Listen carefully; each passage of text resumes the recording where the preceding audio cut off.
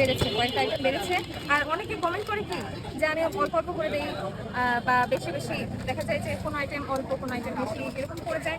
আসলে ব্যাপারটা কি, যে আইটেম যতটুকু দিলে টেস্টে মানে ভেরিয়েশনটা সেভাবে আসবে, আমি সেটা সেভাবেই দিই। এখন দেখা যায় যে কোনো একটা আইটেম, যেমন সালাদ আইটেম আমি একদম উপরে দিয়ে রাখলাম, তো সেগুলোর টেস্ট অনুযায়ী আসবে না। আমি নিজে বাসায় এটা আগে প্র্যাকটিস করেছি, যেটা আমার নিজের কাছে মনে হয়েছে যে না, এটা খেতে বেস্ট হবে, আমি সেটাই সার্ভ করি। অনেকে তো কাস্টমাইজ করে নিতে চায়, কোনোটা বেশি কোনোটা হ্যাঁ কম। হ্যাঁ, সেটা তাকে সেভাবে দেওয়া যায়। সে যদি পেমেন্টটা সেভাবে করে, তাকে ওভাবে দেওয়া যায়, কোনো সমস্যা নেই। মানে এক্সট্রা নিলে এক্সট্রা হচ্ছে পেমেন্ট করতে হবে। আপু এবার যদি এটা পার্সেল করে বাসা নিয়ে যেতে চাই, সেক্ষেত্রে পার্সেলের আলাদা সিস্টেম আছে, ওখানে পলিতে বা বক্সে করে আমি ইনগ্রিডিয়েন্টসগুলো দিয়ে দিই, আর হচ্ছে চিপসটা আলাদা করে দিয়ে দিই।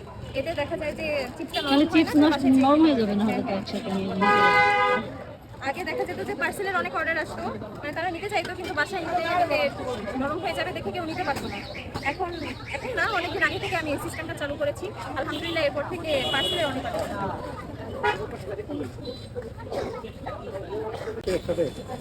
ত্রিপুরা এবং সুর তো মনে কাছে